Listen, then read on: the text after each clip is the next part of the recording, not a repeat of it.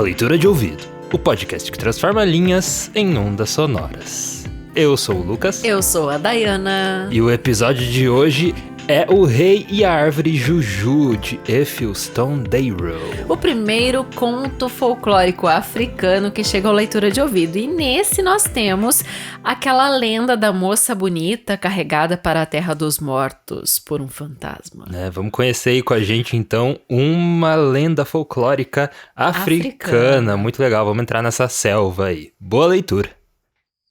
O Rei e a Árvore Juju, de Ethelstan Darrow. Tradução: Gabriel Naldi.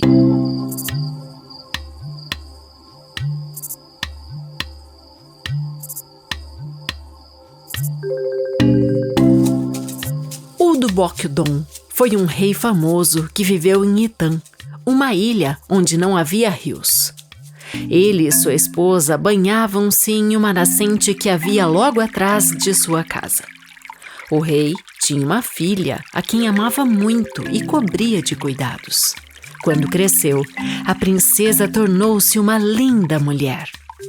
Udubokidon teve de se ausentar por uns tempos e por 2 anos não usou sua fonte. Quando voltou e foi se banhar, viu que uma árvore juju havia crescido e espalhado seus galhos por todo o lugar, impossibilitando o acesso à nascente. Então, ordenou que 50 homens cortassem a árvore com machados. Quando os criados começaram, viram que os golpes de machado não produziam efeito algum, pois tão logo abriam um corte no tronco, ele voltava a se fechar. Tentaram inutilmente durante um dia inteiro. À noite foram comunicar ao rei seu fracasso em derrubar a árvore. Udubokidon ficou muito zangado e voltou à fonte na manhã seguinte com seu próprio facão.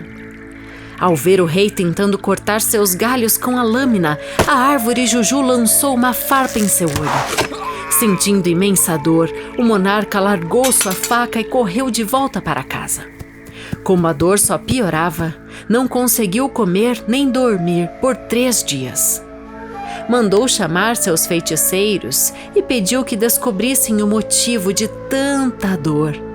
Quando seus feitiços foram lançados, entenderam que a árvore juju o havia atacado em retaliação às suas tentativas de banhar-se na fonte e de cortá-la.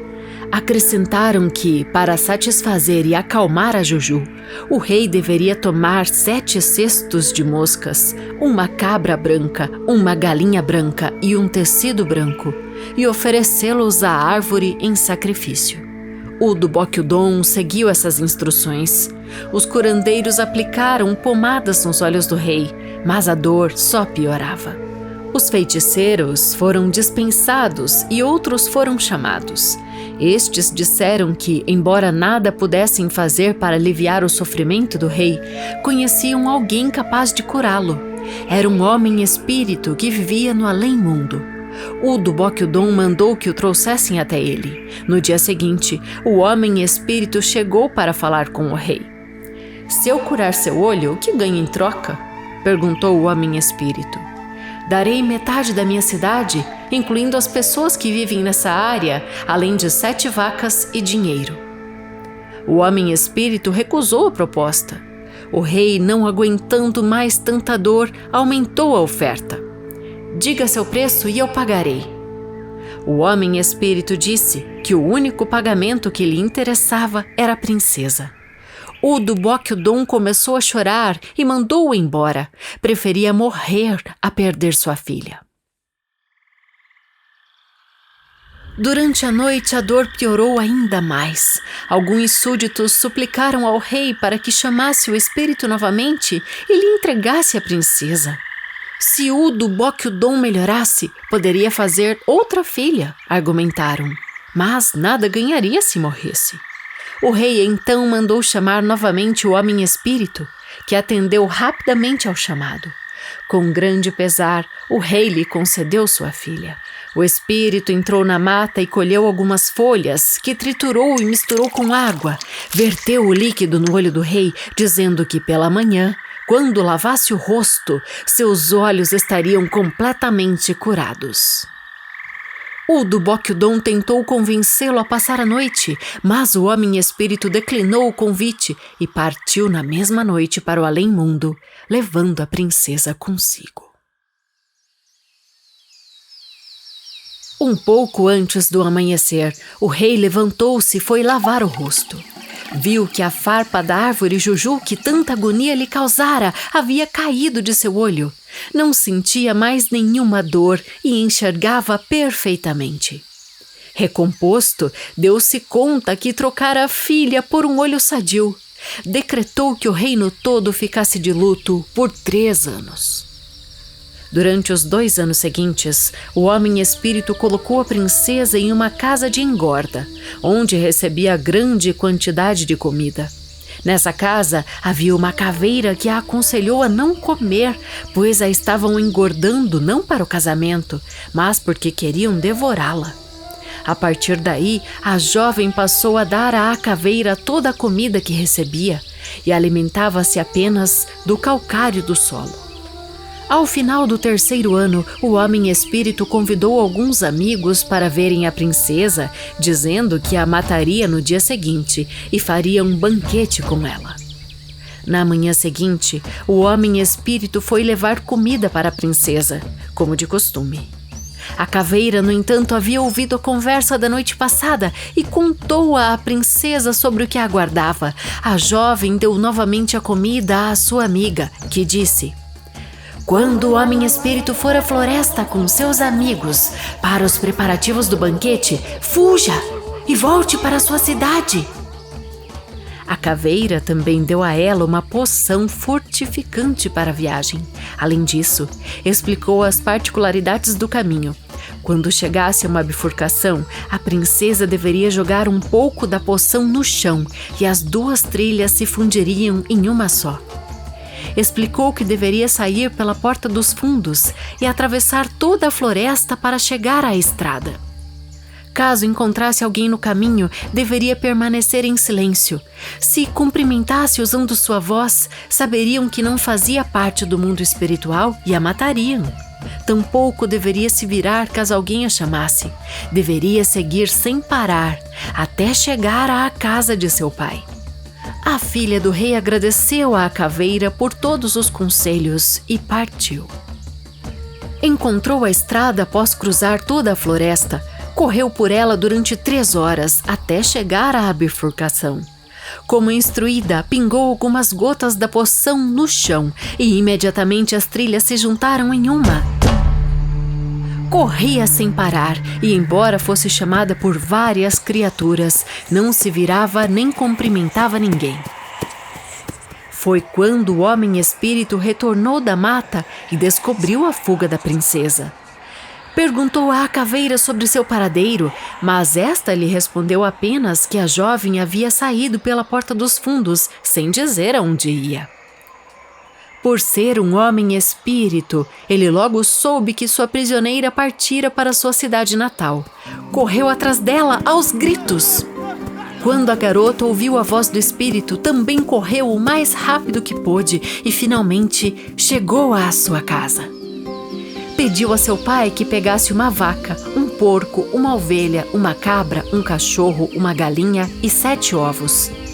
Tudo isso deveria ser cortado em 7 pedaços e posto como oferenda na beira da estrada para que o espírito, ao encontrar tais sacrifícios, desistisse de entrar na cidade.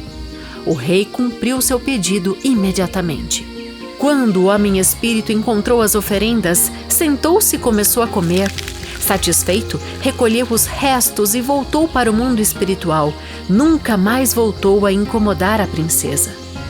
Ao ver que não havia mais perigo, o rei bateu seu tambor e declarou que a partir dali, quando alguém morresse e fosse para o mundo espiritual, não poderia mais voltar à Terra para curar pessoas.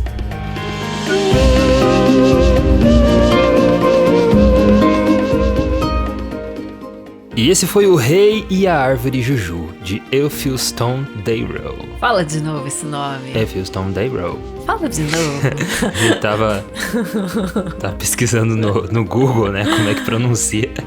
É bem interessante que essa pronúncia. a gente encontra na Amazon esses livros de contos folclóricos africanos. Fiz um jabá aí sem precisar, né? E tem o volume 1 e 2. E esse conto tá no volume 2. Bem interessante. É muito legal todos eles. Assim, fiquei apaixonada por vários. E a gente trouxe esse de Elphinstone Darrow. E digamos assim, é algo que acontece muito recorrente, assim, que a gente vê em histórias, né? Aquela coisa de ser proibido, né? Você vir dos mortos pra curar alguém. Ou, tipo, tem sempre aquela coisa, eu posso te curar, eu posso te tirar da morte, mas vai ter consequências. Então, vem dessa linha aí, né? Que daí é o mito do Fausto, né? Eu quero trazer um conto do mito do Fausto, que é quando a pessoa, tipo, vende a alma, né, pro diabo pra conseguir algo. Esse é o clássico, né? Crossroads, aí é bem clássico, que o Robert Johnson, né, vendeu a alma. Muitas histórias. A lenda dele, que ele vendeu a alma pra aprender a tocar guitarra, né, ser o melhor guitarrista, né? No caso, ele tocava violão de todos os tempos. Interessante se lembrar disso pra gente deixar no gancho e trazer um conto sobre o mito do Fausto, que é muito, muito recorrente. Mas aqui não se trata disso, né? Aqui se trata de uma lenda africana, claro, conversa com o mundo transcendental e a gente vai explicar isso aqui agora. É muito legal porque a África, é inegável, é o berço da civilização, né? A gente tem a África povoando diversos países de diversos continentes, a partir, é claro, da exploração da vida humana, né? E vale dizer também que esse conto, ele é da Nigéria, né? Um nigeriano, então ele veio do folclore nigeriano, né? Então ele é o Elphinstone Darrow. Pelo que se encontra, pouquíssima coisa, né, Lucas, sobre a biografia dele. Pouco. Mas é um dos nomes conhecidos do folclore. São 3 autores nesses livros que eu falei, de contos folclóricos, e ele é um deles. Então ele nasceu em 1869 e morreu em 1917. E a gente então vai falar dessas tradições místicas, né? Na verdade, isso é uma das únicas informações assim, que tem. Além de saber que ele é um literato, né? Folclorista nigeriano. Se não me engano, ele também tinha algum cargo diplomático ali, ele trabalhava em algum cargo governamental também. Mas a gente só não tem por dificuldades de tradução, porque alguns contos são traduzidos, mas ele tem muitos livros. Ele é um autor africano, assim, muito conhecido, né? Naquele país. Tem pouca tradução mesmo. Então, o que chega pra nós aqui de repente só o superficial ali, né? E a gente ainda leu algumas coisas em inglês pra chegar a essas informações, né? Mas então vamos falar dessa árvore Juju, Lucas, que eu fiz uma pesquisa assim profunda sobre as árvores africanas. A Juju não era princesa, será? Da Hora de Aventura. Aí a Jujubá, né? Faltou o Bá. Mas aí o Bá tá aqui no que eu descobri, que é o Baobá. Então a relação que eu fiz é com a árvore Baobá, que é uma árvore africana muito tradicional. Tem 9 espécies no mundo. É aquela mesma que aparece no livro do Pequeno Príncipe, né? Que ele fala que os baobás estão invadindo o planeta dele, né? E tudo mais. E ele fala que elas crescem muito rápido. Mas, na verdade, o baobá, ele cresce bem lentamente. Tem muita... até lenda e mito sobre o baobá. E eu fiz essa correlação que a árvore Juju seria um baobá. E vou explicar por quê. Primeiro, vamos falar desse formato do baobá, né? Que é algo muito esplendoroso. Se o leitor de ouvido aí já conhece uma flor do deserto, que é aquela plantinha, né, bem bonita, que tem uma raiz bem gorda, assim. O baobá é como se fosse, né, uma rosa do deserto gigante, né? É mais ou menos isso. Sabe que é dito que às vezes parece uma cenoura plantada ao contrário também? Ela é uma bolota, né? E alguns dizem que ela seria uma árvore ao contrário, porque a parte da folhagem seria como... lembra as raízes. Então parece que as raízes e a parte de baixo do tronco, que é mais robusta, parece que seria onde estaria indo a copa, e a copa estaria subterrânea. Uma árvore ao contrário. Essa é uma das cogitações sobre o baobá. Mas assim, tem 9 espécies de baobá no mundo, e dessas 6 estão na África. Grande parte delas em Madagascar. Nossa. Bem interessante essa informação. Então assim, é uma árvore muito característica da savana africana. Então quem faz os safaris, né, vai ver baobás, e é muito comum a gente ver os turistas em frente de árvores baobás, porque de fato é uma árvore muito esplendorosa.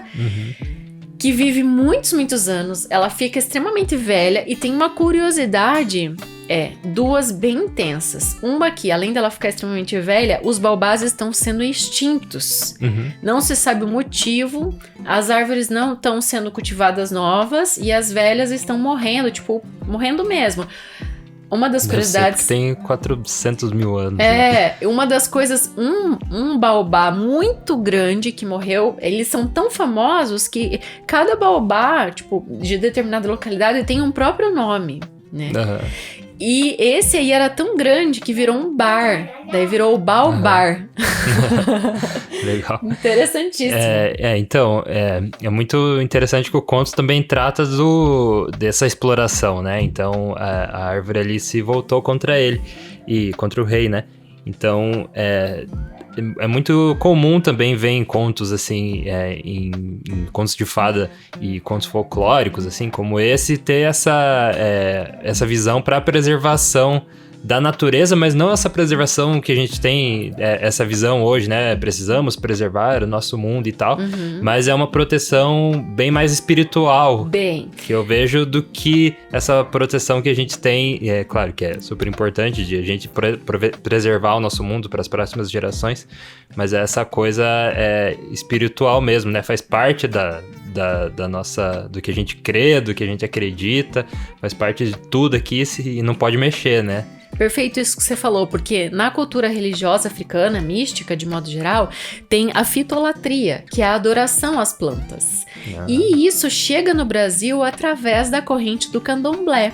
Então, na África, Yorubá, né? E aqui no Brasil, candomblé. Então, é comum ver nos terreiros uma árvore, né? Normalmente é um outro tipo de árvore, né? Que tem no Brasil, mas uma árvore paramentada com fitinhas, como se ela tivesse assim ornamentada mesmo, né? Naquele terreiro. E aquela árvore, ela tem uma característica espiritual muito forte.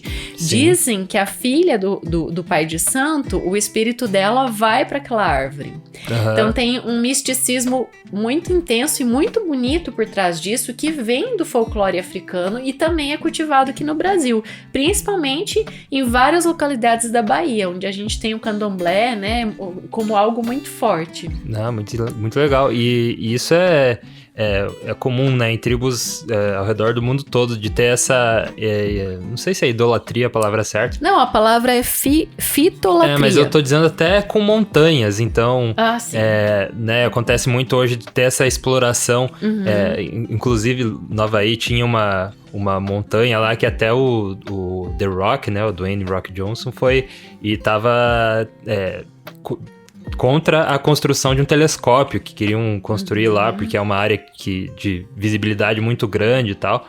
E era a montanha que era sagrada para o povo dali, né? Para aquele povo do Havaí. Um povo nativo dali. Então, se você mexe com aquilo, você tá mexendo com a estrutura, assim, daquela civilização, né? Você tá meio que começando a extinção daquela cultura que tá ali. Então, você mexer com isso é muito complicado. E tem, enfim, né? Tem ao redor do mundo todo, tem isso, e hoje é muito mais essa parte do sagrado, né, e da cultura do que só preservação, assim, para preservar, né, nós que estamos na cidade aqui e tal. Perfeito. E vamos perceber o movimento que esse conto faz. Então, a gente tem o rei Ubo. Deixa eu ver aqui a anotação de novo. Pudo. Não. Você fala várias vezes. Udubok-Udon, que é o nome do rei, que vai se banhar nessa fonte. Não tem rios uma ali, nascente, né? É uma nascente com a esposa dele. Daí ele fica um tempo fora. Quando volta, então, tem essa árvore que nasceu ali. E ele trava uma batalha com a árvore, chama 50 homens com machado pra tirar, e ninguém consegue. Quanto mais tentam, mais a árvore se fecha. E no outro dia, então, ele vai com o seu próprio facão. E a árvore, eu achei muito legal esse trecho do conto que fala assim, que meio que para se defender ou para se vingar, a árvore soltou uma farpa no olho do rei. Então isso tem uma leitura bem profunda. A gente fala de olho, né? Olho é o que permite com que a gente enxergue. Ótimo. Visualize o mundo, mas tem também uma questão de terceiro olho, né, que é esse que fica no meio da testa, que também é algo muito importante, né? E esse terceiro olho, ele tá ligado ao conhecimento, né? E o conhecimento tá intrinsecamente ligado ao que um povo acredita como algo de sua origem, do seu desenvolvimento. Então, a gente pode imaginar que esse olho tá ali na face dele, é óbvio, né? Mas talvez possa ser uma leitura mais profunda. Para além disso, começa a questão dele invocar os feiticeiros para fazer com que aquilo saia do olho, que a dor começa a ficar insuportável. Aí entra em cena uma lenda folclórica muito clássica na África, que eu anunciei ali na abertura, que a moça bonita fala que a filha dele é uma princesa muito bonita, né? Então isso é anunciado no começo do conto. Sim. Carregada para a Terra dos Mortos por seu amado fantasma. Nesse caso, ele não é tão amado assim, mas essa lenda ela é repetida várias vezes em vários contos folclóricos. E é interessante falar que isso é uma característica típica das lendas africanas, né? A gente tem a repetição de um mesmo incidente, mas ele é vivido pelos personagens com condutas diferentes. E é isso que faz com que os contos folclóricos africanos não sejam monótonos, porque a partir dessa conduta diferente do personagem, a gente vai ter várias lições de caráter, de ética, de ser guerreiro e corajoso, entre outras coisas. E foi meio que, né, uma cagada atrás da outra ali, porque uma comédia de erro. Foi primeiro essa de derrubar a árvore por causa que estava atrapalhando a nascente dele, ele, né, e algo bem superficial que ele estava fazendo, não era nada que, né, deixa claro que ele ia lá para se banhar. Não fala que aquilo era fonte de água, enfim, dele. Eu fiquei pensando, será que ele ficou 2 anos sem tomar banho? Brincadeirinha. Naquela época, né, tudo bem. Não era tão difícil assim. Era um rei, né, o rei tomava banho. E enfim, daí depois teve esse segundo erro dele, né, que daí foi chamar esse ser da floresta, né, porque é um ser da floresta espírito, também, né? Pra curar ele, né, e daí pediu a filha, não quero dar, e daí ficou insuportável a dor, daí tá bom, o Domi tava, né, tão desesperado pra aquilo passar que cedeu a filha dele. E aí eu quero entrar com uma frase patriarcalista que tem no conto que fala assim, você pode fazer outra filha se você sobreviver, mas se você não vai ganhar nada se você morrer, né? Então é aquilo, né? A figura feminina também, essa troca, esse mucambo pela vida da mulher, era algo considerado na lenda, né, assim, algo como muito fácil de ser trocado, né? Ele pode trocar uma filha pela outra logo e pronto, o importante é o rei continuar vivo. Sim, daí levou ela pra casa de engorda. Isso também é bem interessante. Que tem um fato interessante sobre isso, né? Casa de engorda, porque é estranho, né? Parece que foi algo inventado pro conto de fadas, né? A casa de engorda, mas é algo real, né? Sim, tem a nota do tradutor até nesse conto dizendo que é o padrão de beleza, né? Você ser robusta, né? Ter seios e nádegas fartas. Então era comum as moças que iam se casar passarem por um período na casa de engorda, para que elas ficassem apetitosas o suficiente, digamos assim, né? E tem todo esse reflexo de ter essa fartura, né? Então, mulher, por muitos e muitos anos, né? O padrão de beleza era ter essas sobras, né? E isso tá voltando aos poucos, o que é muito legal, né? Porque a ditadura da beleza é algo muito terrível, né? Eu, como mulher, posso falar, né? Eu tenho que ter a cabeça muito boa, fica muito firme pra você não... Meu Deus, será que eu não tô com X quilos a mais? Tô me sentindo mal aqui. Mas tem que colocar, né, alguns asteriscos, assim, porque a gente não pode confundir ter uma barriguinha ou ter sobra de gordura com obesidade, né? Porque, ok, eu tá obesa e tal, eu tenho que ter orgulho do meu corpo. Também não é assim, né? O homem ou a mulher obeso ali, eu tenho que ter orgulho disso. Mas é o padrão de beleza estabelecido, né? Para as mulheres que não pode ter... Nada. Não pode ter nada, então é isso que eu acho... Isso é absurdo. Isso que é o errado, né? Agora, você ser obeso, você tem que cuidar da tua saúde, né? O importante de tudo, né? Você tá saudável, né? Agora você tá com uns saber quilinhos que a tá mais... cuidando de você mesmo. Whatever, né?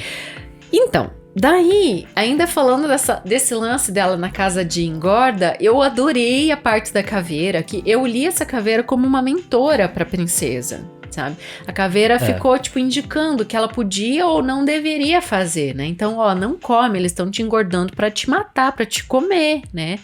Então, tem toda essa história, literalmente, né? Que ela ia virar alimento ali dos homens espírito. Mas aí eu achei muito engraçado, que daí fez as oferendas lá, e daí o espírito foi lá e comeu, acho que era um cachorro, umas coisas bem estranhas.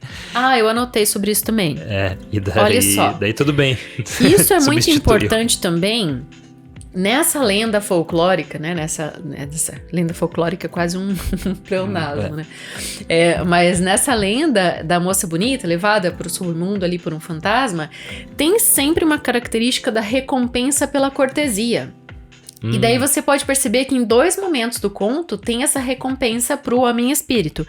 Primeiro, a gente tem ali os 7 cestos de moscas, né? Cabra, cabra branca e tecido branco, né? No primeiro momento.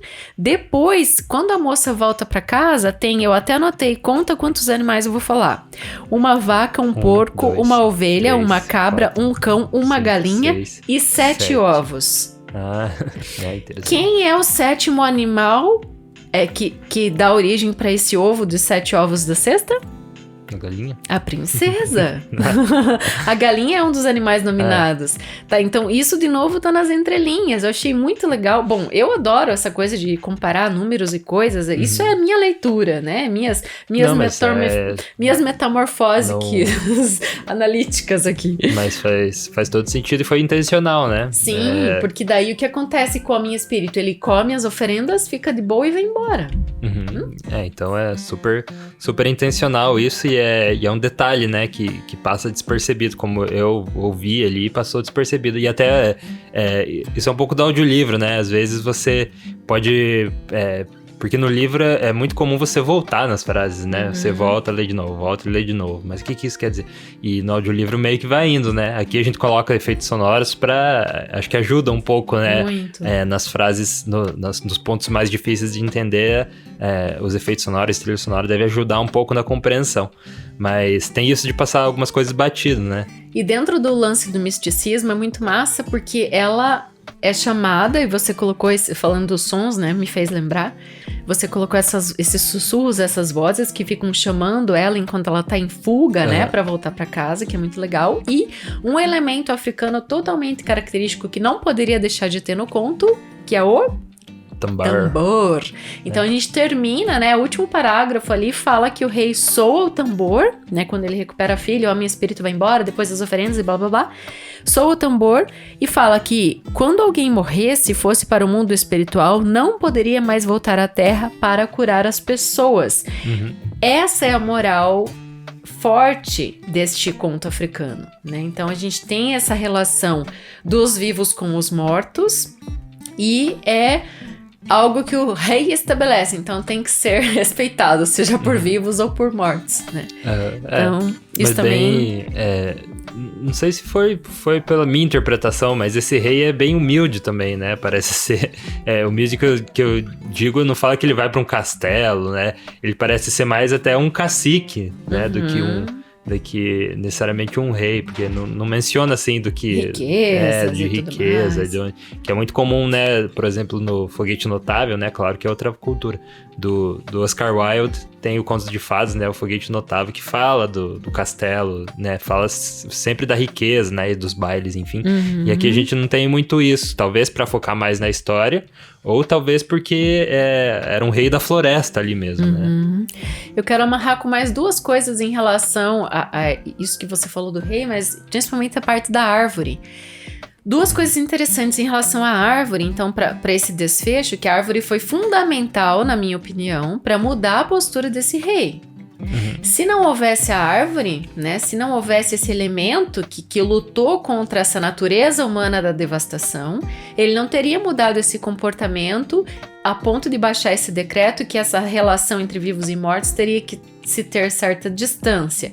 Então a árvore é de fato um ser místico no conto. Na questão das raízes, a gente que está na terra, a gente tem o obscuro do subsolo que gera a vida, é o fator gerador da vida. Na questão da copa, a gente tem a conexão da árvore com os altiplanos sagrados. E isso é o que acredita, né, esse misticismo religioso que eu tô falando em relação a qual que é a palavra mesmo? Fitolatria. Isso. Obrigada. E para fechar essa parte de amarrar com a árvore, na tradição religiosa afro-brasileira, então que tá aqui no Brasil, a gente tem a árvore como o símbolo da conectividade entre os mundos. O imanente, que é esse que a gente tá aqui, e o transcendente. Então tem tudo a ver, é muito legal a gente trazer um conto africano aqui, eu acho que ajuda até a gente entender a própria cultura brasileira melhor, né? Sim. E a gente fez um abre-alas, perceba, leitor de ouvido. Com Anton Chekhov a gente fez o primeiro conto russo. Hoje, com Elphinstone Darrow, a gente... Chekhov da semana retrasada foi, né? A gente traz o primeiro conto africano e vai ter mais conto africano, nesse universo árabe também, a gente vai estar entrando daqui a pouco um pouco mais, além do Alibaba os 40 Ladrões, que a gente já trouxe lá, mais no começo, né? A gente vai voltar para esse universo então, das 1001 Noites. O próximo episódio vai ser aí das 1001 Noites, né? Isso. Então, fique ligado.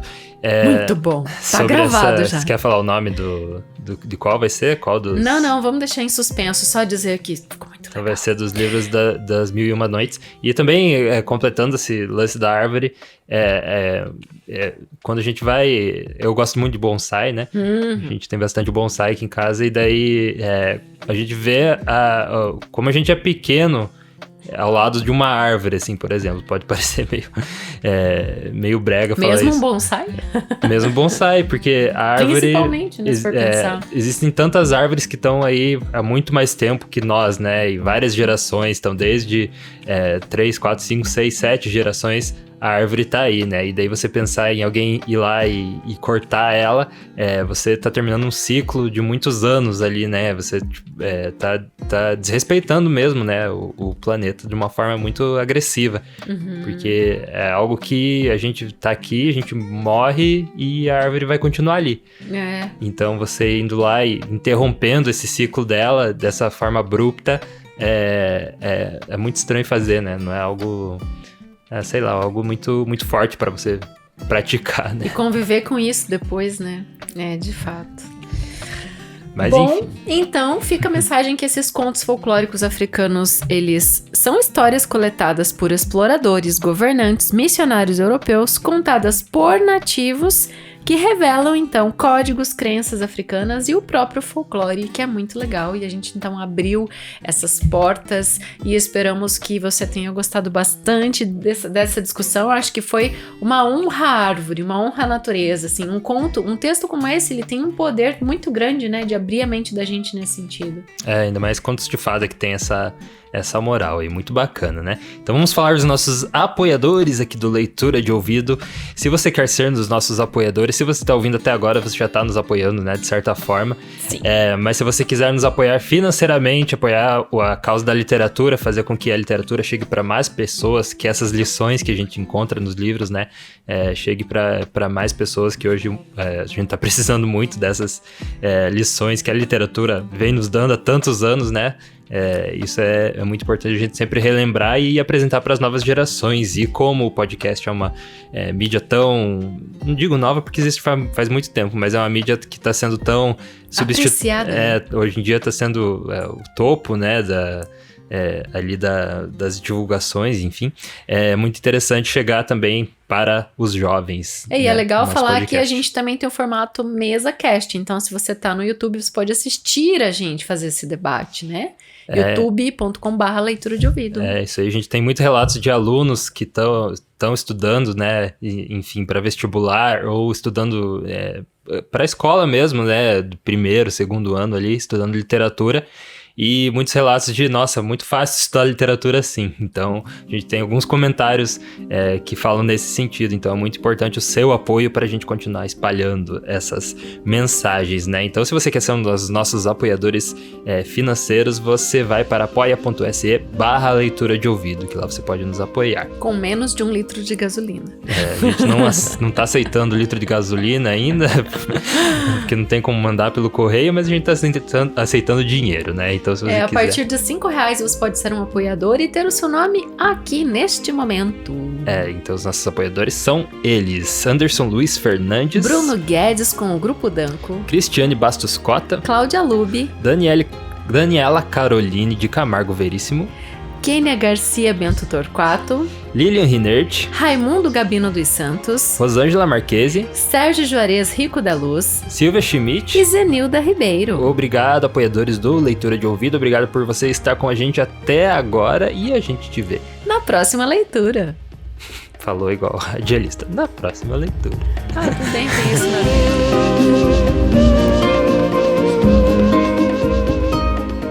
O Leitura de Ouvido é dirigido e narrado por Daiana Pasquim.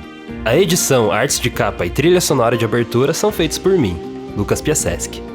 Essa é uma produção da Roca Studios.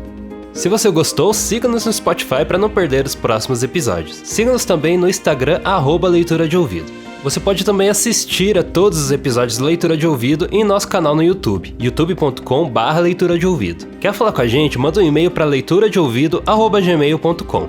E a gente te vê na próxima leitura.